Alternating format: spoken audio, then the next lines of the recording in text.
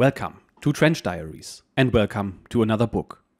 Today I present you Stuka Pilot by Hans-Ulrich Rudel, an autobiographical tale written not only by World War II Germany's highest decorated pilot, but highest decorated soldier full stop. Rudel is the only recipient of the Knight's Cross with golden oak leaves, swords and diamonds. He is credited with 2,530 sorties as a ground attack pilot, during which he destroyed 3 Soviet ships, 70 landing craft, 519 tanks, more than 800 ground vehicles, over 150 flak and pack guns, 4 armored trains and countless bunkers and bridges. He also managed to shoot down 9 enemy aircraft. Rudel accomplished this while flying the powerful yet quite obsolete Junkers Ju-87 Stuka, which is shorthand for Sturzkampfbomber, which in turn translates to dive bomber. Specifically, he used the G variant with 2 37mm guns mounted under the wings. He himself was shot down no less than 30, not 13, 30, and wounded 5 times. His experience was influential in designing the A-10 Warthog, one of the most famous ground attack planes of modern times, even though, contrary to popular belief, he never actually went to the Fairchild factory as a consultant. But his service in the Wehrmacht is not the only thing that makes his book so special. Rudel himself was a devout Nazi even after the war. He helped war criminals like Josef Mengele conceal their identities and paid for the lawyers of Rudolf Hess and Karl Dönitz. He later on became an arms dealer for various South American dictators like Juan Perón Sosa and Augusto Pinochet. He also tried to go into politics in post-war Germany as a candidate for an ultra-right party but was unsuccessful. His book will provide an insight into his mind, into aerial combat during World War II and into his life beyond, and I hope that you will find this interesting. After each episode, I will do what is called the after-action report, where I talk about interesting things throughout the episode and try to give a personal touch to the things that were described, as I have served myself with the German army and am a captain of the reserve. Please note that I am just reading a book which, as such, are just words printed on paper. I am neither praising the regime, nor am I pointing fingers at anyone. I am merely presenting the life story of an exceptional individual. That being said, this is Trench Diaries, I am your host Jay, let's get this show on the road.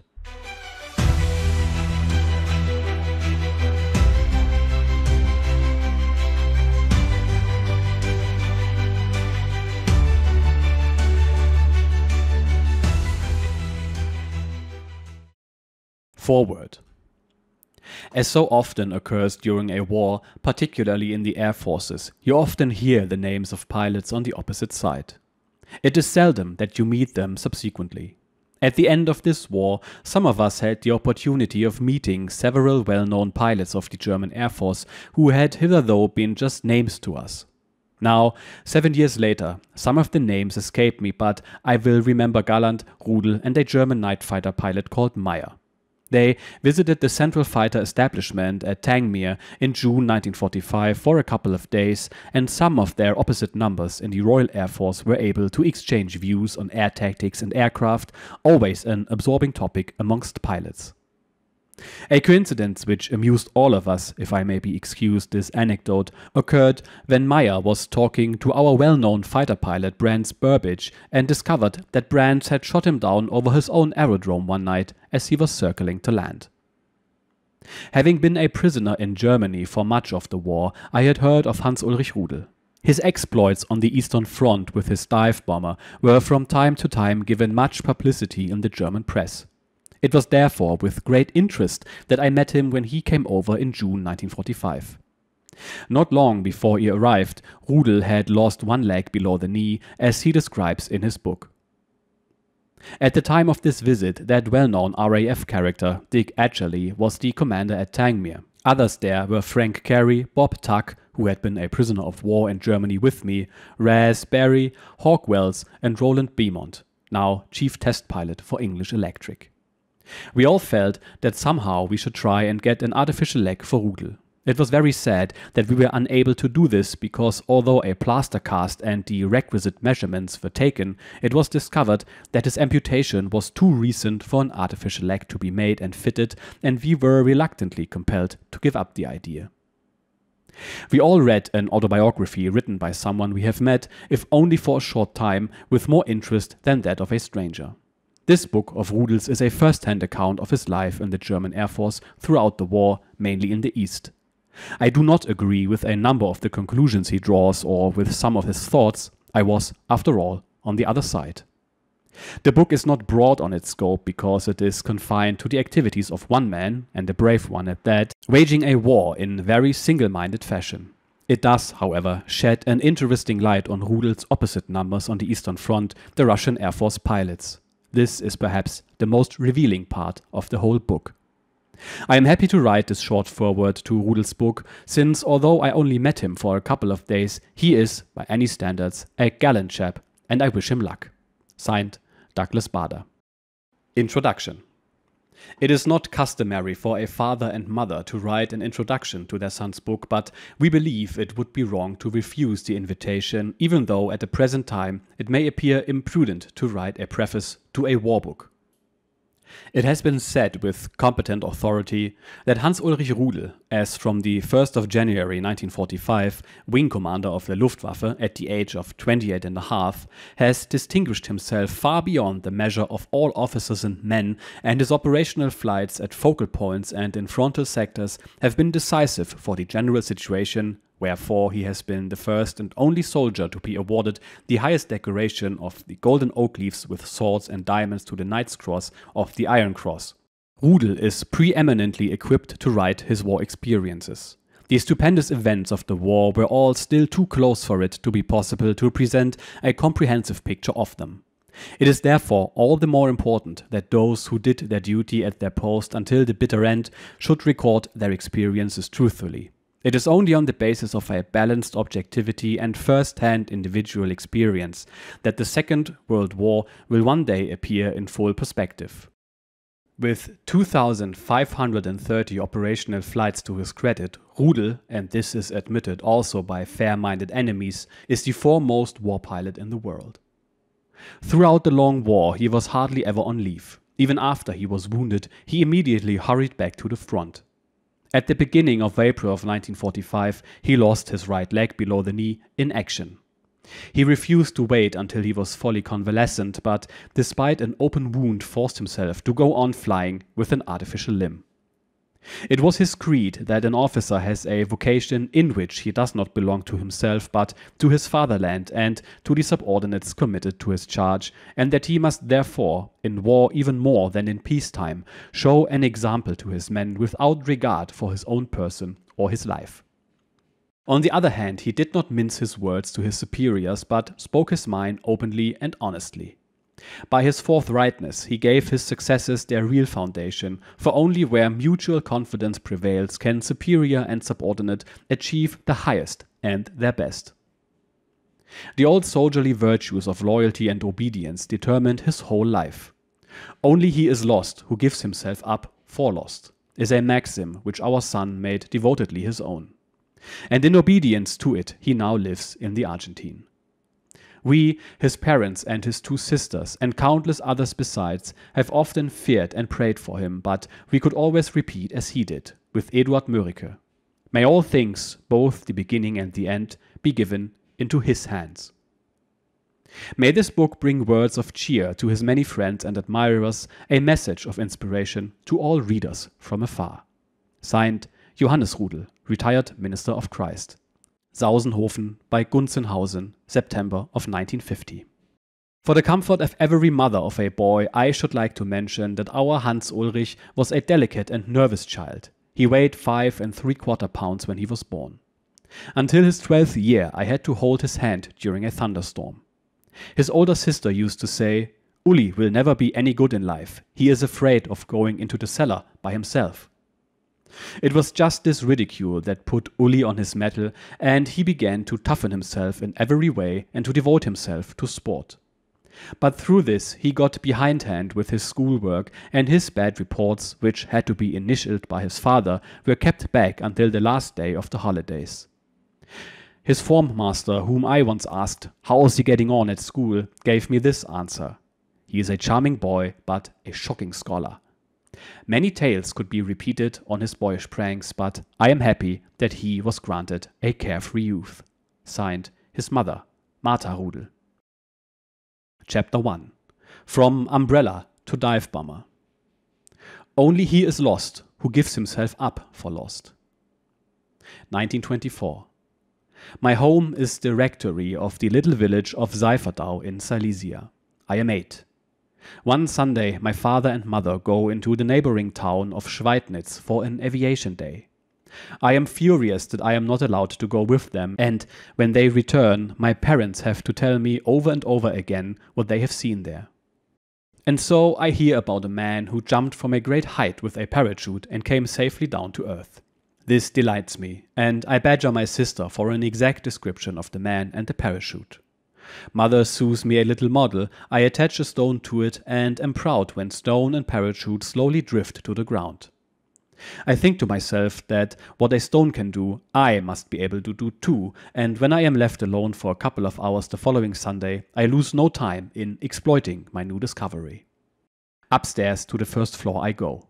I climb onto the windowsill with an umbrella, open it up, take a quick look down, and before I have time to be afraid, I jump. I land on a soft flower bed and am surprised to find that I have twisted every muscle and actually broken a leg. In the tricky way in which umbrellas are apt to behave, the thing has turned inside out and hardly braked my fall. But nevertheless, I abide by my resolve. I will be an airman. After a brief flirtation with modern languages at the local school, I take up classics and learn Greek and Latin. At Sagen, Niski, Goritz and Lauban, my father is moved to these different parishes in the lovely province of Silesia. My schooling is completed.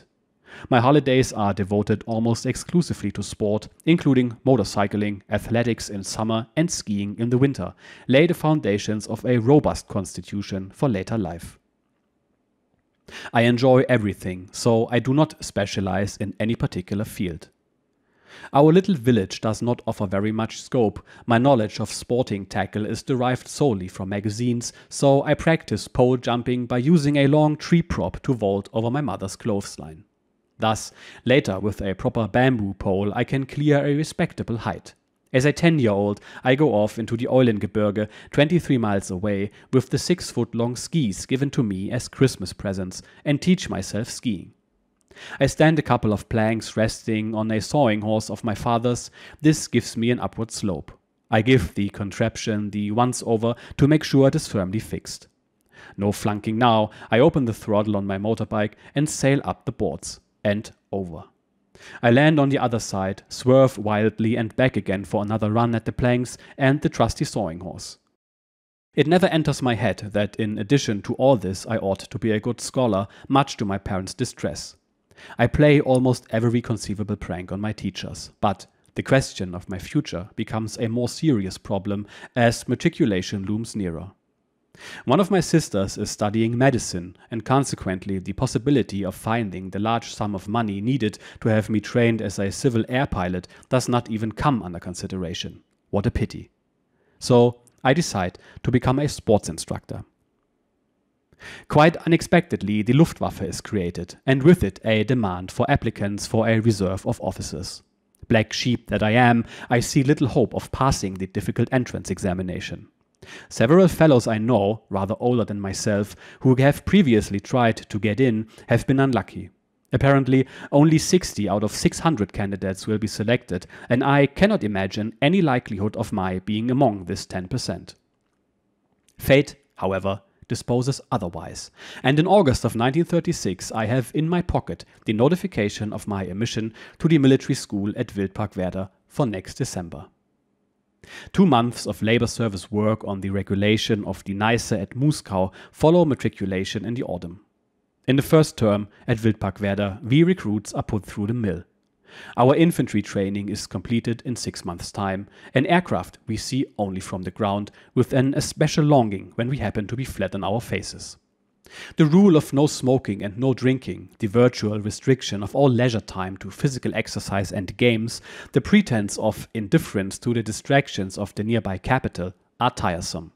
I take a rather dim view of my milk-drinking existence, and that is putting it mildly. I earn no black marks in my military and athletic training, and so my supervisional officer, Lieutenant Feldmann, is not dissatisfied. In some respects, however, I am not altogether successful in living down the reputation of being a queer fish. The second term finds us in the neighboring town of Werder, a holiday resort in the Havel Lake district. At last, we are taught to fly. Competent instructors are at pains to initiate us into the mysteries of aviation. We practice circuits and landings with Flight Sergeant Dieselhorst.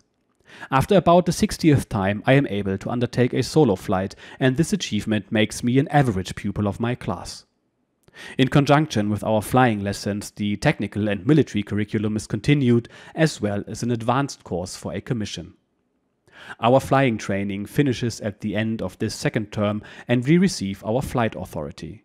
The third term, back at Wildpark, is no longer so diversified.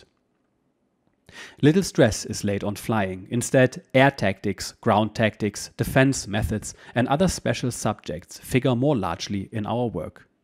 Meanwhile, I am seconded for a short spell and sent to Giebelstadt near Würzburg, the lovely old city on the Main, where I am attached to a combat unit as officer cadet. Gradually, the date of our passing out examination draws near, and speculation is rife as to what unit and what branch of the service we shall eventually be posted to. Almost to a man, we would like to be fighter pilots, but this is clearly impossible. There is a rumor going about that our whole class is to be assigned to bomber command. Promotion to the rank of officer senior cadet and posting to a definite formation follows for those who pass the difficult examination. Shortly before leaving the military school, we are sent on a visit to an anti-aircraft gunnery school on the Baltic coast. Quite unexpectedly, Göring arrives and addresses us. At the end of his speech, he asks for dive bomber volunteers. He tells us he still requires a number of young officers for the newly formed Stuka formations. It does not take me long to make up my mind. You would like to become a fighter, I argue, but you will have to be a bomber, so you might as well volunteer for the Stukas and be done with it. In any case, I do not fancy myself flying the heavy bomber aircraft. A little quick thinking and my name is entered on the list of Stuka candidates. A few days later, we all get our postings, and almost the whole of the class is assigned to fighter command. I am bitterly disappointed, but there is nothing to be done about it. I am a Stuka pilot, and so I watch my comrades happily depart. In June of 1938, I arrive at Graz in the picturesque province of Steiermark to report to a Stuka formation as officer senior cadet. It is 3 months since German troops marched into Austria, and the population is enthusiastic. The squadron, which is stationed outside the town in the village of Thalerhof, has recently received the Type 87 Junkers. The single-seater Henschel will no longer be used as a dive bomber. Learning to dive at all angles up to 90 degrees, formation flying, aerial gunnery, and bombing are the fundamentals of the new arm. We are soon familiar with it. It cannot be said that I am a rapid learner. Furthermore, the rest of the squadron have already passed all their tests when I join it. It takes a long time to ring the bell, too long to please my squadron leader. I catch on so slowly that he ceases to believe that it will ever ring at all. The fact that I spend my leisure hours in the mountains or at sport rather than in the officers' mess, and that on the rare occasions when I put in an appearance there, my only beverage is milk, does not make my position any easier. Meanwhile, I have received my commission as pilot officer, and at Christmas of 1938, the squadron is instructed to submit the name of an officer for special training in operational reconnaissance.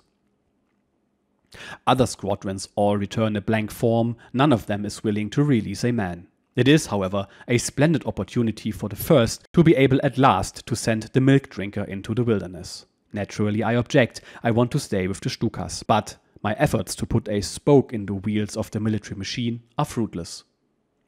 So, in January of 1939, I find myself on a course at the reconnaissance flying school at Hildesheim and in the depths of despair. We are given instruction in the theory and practice of aerial photography, and it is whispered that at the end of the course we are to be posted to formations whose task it will be to fly special missions for operational air command. In reconnaissance aircraft, the observer is also the skipper, and so we all become observers. Instead of piloting our aircraft, we have now to sit still and trust ourselves to a pilot whom we naturally set down as a duffer, prophesying that he is certain to crash one day with us. We learn aerial photography, taking vertical and oblique photographs, etc., here in the region of Hildesheim. The rest of the time is devoted to monotonous theory. At the end of the course, we are assigned to our formations. I am transferred to Distance Reconnaissance Squadron 2F-121 at Prenzlau. 2 months later, we move to the Schneidemühl area. The war against Poland breaks out. I shall never forget my first flight across the frontier of another country. I sit tensely in my aircraft, waiting for what is now going to happen. We are awed by our first experience of flak and treated with considerable respect. The rare appearance of a Polish fighter is always for a long time afterwards a topic of conversation. What has been hitherto the dry stuff of the classroom now becomes an exciting reality. We take photographs of the railway yards at Thorn, Kulm, etc. to ascertain troop movements and concentrations. Later, our missions take us further east to the railway line Brest-Litovsk, Kovel, Luk. High Command wishes to know how the Poles are regrouping in the east and what the Russians are doing. We use Breslau as our base for missions in the southern zone. The war days in Poland are soon over and I return to Prenzlau with the Iron Cross second class. Here my flight commander guesses at once that my heart is not in reconnaissance flying, but he thinks that in the present state of high pressure activity there is little sense in my making an application for a retransfer to Stuka Command. I do make 1 or 2 attempts without success. We spend the winter at Fritzlar near Kassel in Hesse. From here, our squadron carries out missions to the west and the northwest, taking off from advanced bases further west or northwest as the case may be. We fly them at very high altitudes and therefore every crew has to undergo a special examination for high-level reconnaissance. In Berlin, the verdict is that I have failed to pass the test of altitude fitness. As the Stukas operate at a lower level, my squadron now endorses my application for transfer to Dive Bomber Command, and so I am hopeful of getting back to my first love. When, however, 2 crews are successively reported missing, I am sent up again for re-examination. This time, I am pronounced exceptionally able to stand high altitudes. Apparently, they were wrong the previous time. But, although the ministry issues no definite orders for my disposal, I am transferred to Stammersdorf in Wien to an aviation training regiment, which later moves to Crailsheim. I am acting adjutant while the campaign in France begins. All my attempts to circumvent the proper channels by ringing up the personnel department of the Luftwaffe do not help me. The radio and the newspapers are my only contact with the war. Never have I been so downhearted as during this time. I feel as though I was being severely punished. Sport alone, to which I devote all my energies and every free minute, brings me some relief in my distress. During this period I have few opportunities to fly, and when I do, it is only in little sporting aircraft. My main job is the military training of our recruits. On a weekend flight in the foulest weather in a Heinkel 70 with the CO as passenger, I nearly crash in the Swabian Alps, but I am lucky and get back to Crailsheim safely. My countless letters and telephone calls are at last successful. Presumably I am a nuisance which must be got rid of. Back I go to my old Graz Stuka formation, at the moment stationed at Caen on the English Channel. Operations here are practically over, and a friend in the squadron who served with me at Graz gives me the benefit of his experiences in Poland and France in practice flights. I am certainly not lacking in keenness, for I have been longing for this moment for 2 years. But one cannot catch up with everything in a couple of days, and even now I am not a quick learner. I have not the practice. Here in the pleasure-seeking atmosphere of France, my clean living, my addiction to sport and my everlasting habit of drinking milk are more conspicuous than ever. And so, when the squadron is transferred to southeastern Europe, I am sent to a reserve flight at Graz for further instruction. Will I ever learn my job? I ask. The Balkan campaign begins. Once again I am kept out of it. Graz is being temporarily used as a base for Stuka formations. It is hard to have to look on. The war surges forward across Yugoslavia into Greece, but I sit at home and practice formation flying, bombing and gunnery. I put up with it for 3 weeks, and then one morning I suddenly say to myself, "Now at last you have rung the bell and you can make an aircraft do anything you like." And that is the truth. My instructors are amazed. Dill and Joachim can pull any stunts they choose when leading our so-called circus, but my machine will always keep station right behind them as if attached by an invisible tow rope, whether they go into a loop or dive or fly upside down. At bombing practice, I hardly ever drop a bomb 30 feet wide of the target. In gunnery from the air, I score over 90 out of a possible 100. In a word, I have made a grade. Next time a call comes for replacements from the squadrons at the front, I shall be one of them. Soon after the Easter holidays, which I spent with colleagues skiing in the vicinity of Preface, the longed-for moment arrives. An order comes through for aircraft to be flown to the Stuka squadron station at the south of Greece. With it comes the order for my transfer to this very unit. Over Agram Skopje to Argas. There I learn that I am to proceed further south. The squadron is at Molai on the southernmost tip of the Peloponnese. To the classical scholar, the flight is especially impressive and revives many schoolroom memories. On arrival, I lose no time in reporting to the station commander of my new unit. I am keenly excited, for at last the hour has come and I am about to take part in serious combat operations. The first person to greet me is the squadron adjutant. His face and mine cloud simultaneously. We are old acquaintances. He is my instructor from Caen. "What are you doing here?" he asks. His tone takes all the wind out of my sails. "I am reporting for duty." "There will be no operational flying for you until you've learned how to manage a Stuka properly." I can hardly contain my anger, but I keep my self-control even when he adds with a supercilious smile, "Have you learned that much yet?" An icy silence until I break the intolerable pause. I am complete master of my aircraft. Almost contemptuously, or is it only my momentary impression, he says with an emphasis that sends a shiver down my spine, "I will put your case before the CO and we'll hope for the best. It's for him to decide. That's all, you can go and get yourself fixed up." As I come out of the tent into the blazing sunshine, I blink my eyes. Not only because of the glare. I am battling with a steadily growing feeling of desperation. Then common sense tells me there is no reason to give up hope. The adjutant may be prejudiced against me, but his opinion of me is one thing, the CO's decision another. And even supposing the adjutant to have so much influence over the CO, could that even be possible? No, the CO is unlikely to be swayed because he does not even know me and will surely form an independent judgment. An order to report immediately to the CO puts an end to my brooding. I am confident that he will make up his mind for himself. I report. He returns my salute rather lackadaisically and submits me to a prolonged and silent scrutiny. Then he drawls. "We already know each other," and probably noticing an expression of contradiction on my face, waves aside my unmuttered protest with a motion of assent. "Of course we do, for my adjutant knows all about you. I know you so well that until further orders, you are not to fly with my squadron." If at some future date we are under strength, then I do not hear another word of what he says. For the first tune, something comes over me, a feeling in the pit of my stomach.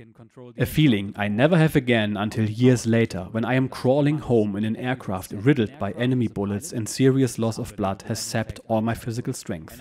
This something is a dark intuition that, despite everything, the human factor is the criterion of war and the will of the individual the secret of victory. How long the CO goes on talking, I have not the least idea, and as little of what he is saying.